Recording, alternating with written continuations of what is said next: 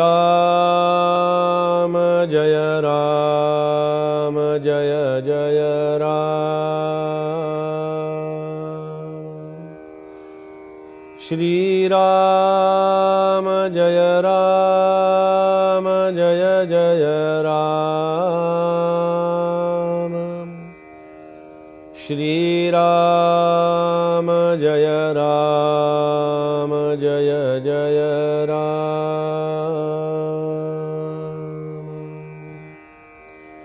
श्री राम समर्थ श्री राम।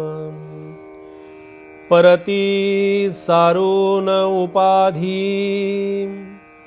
असाध्य वस्तू साधने साधी।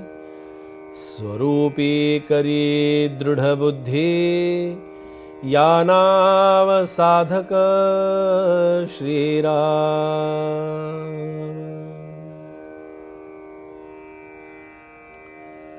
समर्थांची ही साधक लक्षणं आणि या साधक लक्षणातली ही काही निवडक लक्षणं आपण पाहतो आहोत ती अशासाठी की आपल्याला जे चिंतन करायचं आहे, जे श्रवण करायचं आहे, जे अनुभवायचं आहे, त्या अनुभवण्यामध्ये एक असा सुंदर निर्भेळ असा आनंद असला पाहिजे।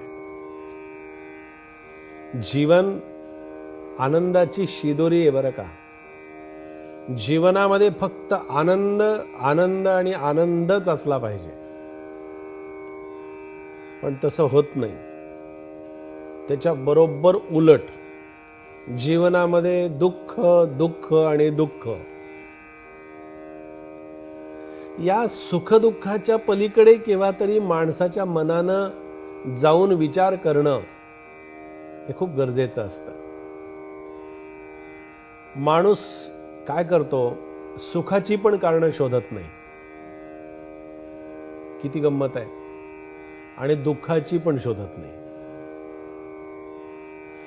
दुःखाचं कारण शोधण्यामध्ये मला काय कमी असतं म्हणजे विचार करायला गेलं तर काही कमी नसतं। मला दुःखाचं कारण, आणि गंमत अशी असते ना की दुःखाचं कारण माहिती असतं पण तेच परत करत असतो। सुखाची कारणं माहिती असतात, सुखाचे उपाय माहिती असतात, पण ते सुखाचे उपाय करण्यासाठी याची मनाची तयारी कुठेतरी कमी पडते, हा कुठेतरी कमी पडतो। मग इथे समर्थांनी खूप छान सांगितलं की ते म्हणाले की सुख आणि दुःख याच्या पलीकडे जाऊन जेव्हा मन विचार करेल तेव्हा उपाधी नावाचा एक प्रकार असतो परमार्थामध्ये। आता उपाधी म्हटलं, आपला काही संबंध आहे का त्याच्याशी? काही नाही असं आम्हाला वाटतं। कॉलेजचे शिकणारा मुलगा आहे, त्याला जर म्हटलं काय ती उपाधी वगैरे जास्ती वाढवू नकोस, तो डोक्याला हात लावेल। उपाधी उपाधी म्हणजे काय हो? कोणालाही वाटेल की ज्याला ते शब्द माहिती नाहीत ना, त्या शब्द एकदा माहिती करून घेतले की ते साधे शब्द असतात, पण परमार्थातली काही परिभाषा थोडी वेगळी असते। उपाधी याचा अर्थ असा आहे की ही उपाधीच आहे ना। उपाधी म्हणजे आपल्या पाठीमागे आपण लावून घेतलेला व्याप। आता व्याप म्हटल्यानंतर लक्षात यायला पाहिजे की नाही, पण समजा व्याप पण लक्षात येत नसेल, व्याप शब्दही कळला नाही, कशाला तो व्याप करून घेतो बाबा, तिथे व्याप शब्द कळतो आम्हाला। पण व्याप याचा अर्थ की नको ती कामं मी माझ्या पाठीमागे लावून घेतलेली आहेत, नको त्या कामामध्ये मी रस घेतलेला आहे। आणि मग समर्थ असं म्हणतात की परती सारून उपाधी। आता ही उपाधी परती म्हणजे संपूर्ण उपाधीचा शेवट करायचा आहे, उपाधी संपवायची आहे बरं का। उपाधी काय करते, मनाच्या श्लोकामध्ये सांगितलं ना समर्थांनी, ही उपाधी फार घातक असते बरं का। व्याप खूप घातक असतो। जेवढा व्याप, समर्थांनी म्हटलं की म्हणून जितुका व्याप तितुका संताप असं म्हटलेलं आहे।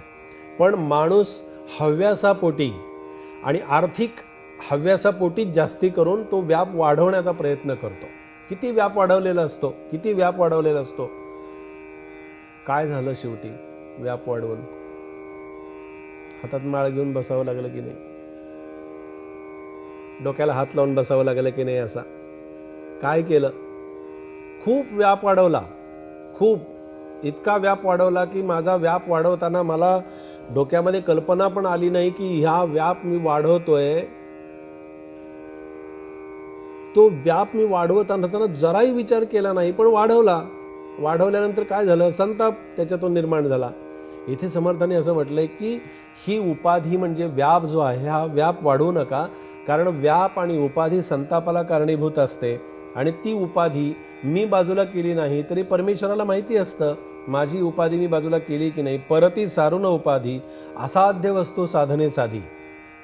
साध्य साध्या साध्या किरकोळ वस्तू आणि साधक कुणी पण घेऊ शकेल, पण असाध्य म्हणजे जे मला साध्य करायचं आहे, जे मला साध्य करून त्याच्यातला आनंद घ्यायचा आहे, अशी असाध्य म्हणजे मला एखादी वस्तू मिळाली की ती वस्तू मिळाल्यानंतर मला त्याची किंमत वाटत नाही, कारण माझ्या समोरच्या माणसाजवळ पण ती असते.